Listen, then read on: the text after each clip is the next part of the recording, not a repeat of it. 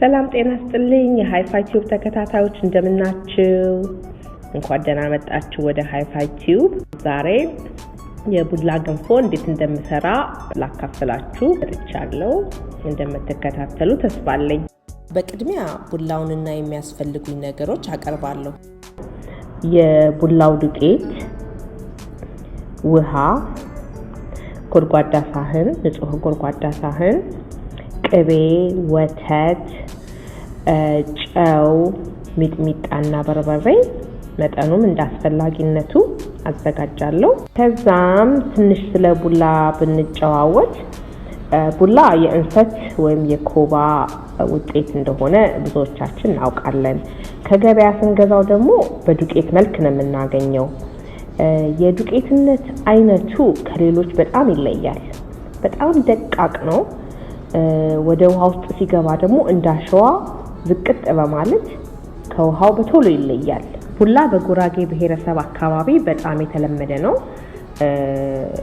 ግን በሌሎች የሀገራችን ክፍሎችም በቁርስ መልኩ ተዘጋጅቶ ይበላል እና በቅርብ ጊዜም እንደተረዳሁት አንዳንድ የሀገራችን ክፍሎች ስለ ቡላ ምንም የማያውቁ ሰዎች አሉ አይበላም እዛ ከተማ እና ከዛ አካባቢ መጣችሁ ሰዎች እንግዲህ የኔን ቪዲዮ ያያችሁ ተማሩ ስሩና ብሉ ማለት ነው እናም ለመስራት ስዘጋጅ አስፈላጊ መስሎ ከታየኝ ዱቄቱን እነፋዋለሁ በወንፊት ወይ በትንሽዬ ማጥለያ እነፋዋለሁ ማለት ነው ዱቄቱን በውሃ በጠብጠዋለሁ ከዛም ውሃው እንዲጠል ከ1 እስከ 5 ደቂቃ ያህል እተዋለሁ ይህም እንደሚመስለኝ ዱቄቱ በብዙ ማኑዋል ፕሮሰስ ውስጥ ስለሚያልፍ ሲዘጋጅ ማለት ነው እንደ ማለቅለቅ ይቆጠራል ብዬ ገምታለሁ ንጹህ ውሃ ካቀረበ ንጹህ ቡላ እንደሆነ አውቅና ወደ ማገንፋቱ ይሄዳለሁ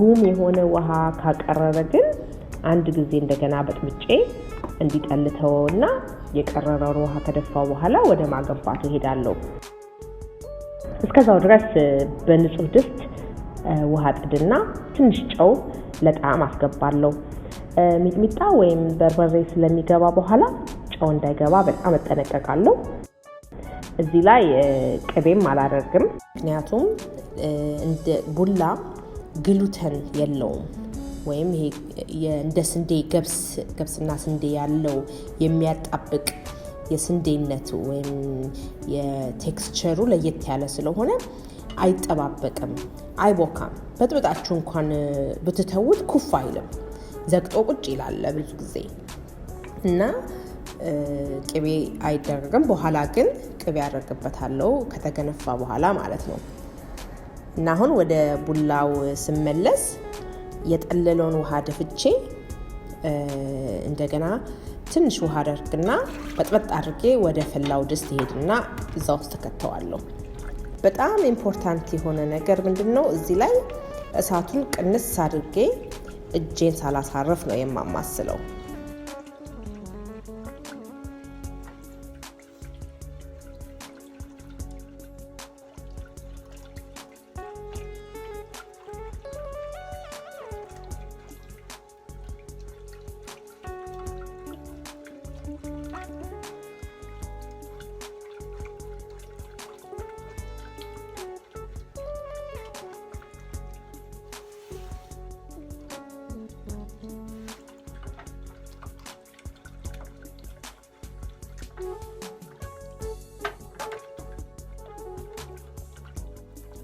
እንደምታዩት ገንፎነቱ እየወፈረ ይመጣል ቡላ በተፈጥሮ ቀለም የለውም ግሬ የሚባለው ማለት ነው ግን እኔ ነጩን ስለሆነ የሚወደው ወተት እያስገባው በማማሰል ቀስ እያልኩ አበስለዋለሁ ግሬው መልኩ ቶሎ ወደ ነጭነት ይለወጣል ወተት ሲገባበት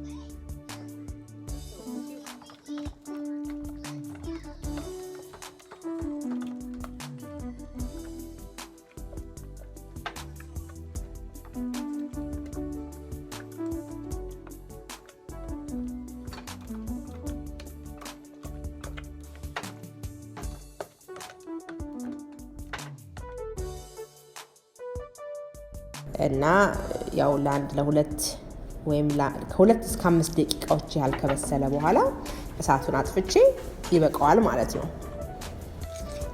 አሁን ቡላዬ በቅቶታል። አሳምሬ ለመመገብ ማዘጋጀት ማለት ነው።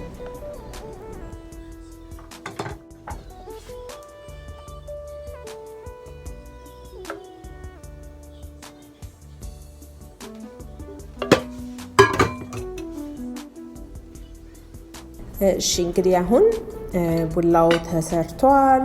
ቅቤ ያደርጋለሁ። እንደ ገብስ ገንፎ ወይም እንደ ስንዴ ገንፎ እንዳይመስላችሁ። ቡላ ሲበላ በማንኪያ ነው። እንደ ገንፎ በእጅ በፍጹም አይሞከርም። እናም ከቅቤ ጋር ስለሆነ እየተቆነጠረ የሚበላው ቅቤ በደንብ ያስፈልገዋል እላችሁ ነው። ከዛም ሚጥሚጣና በርበሬ ተቀላቅለው የሚሰጡት ጣዕም በጣም ስለምወደው እኔ በዛ ነው የማደርገው። ሁለቱንም በማድረግ አዘጋጃለሁ።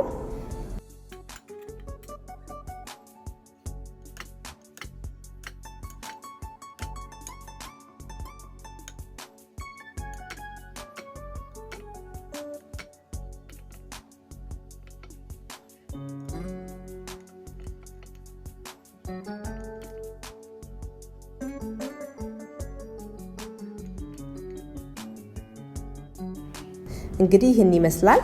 በጣም ይጣፍጣል። ስሩና ሞክሩት።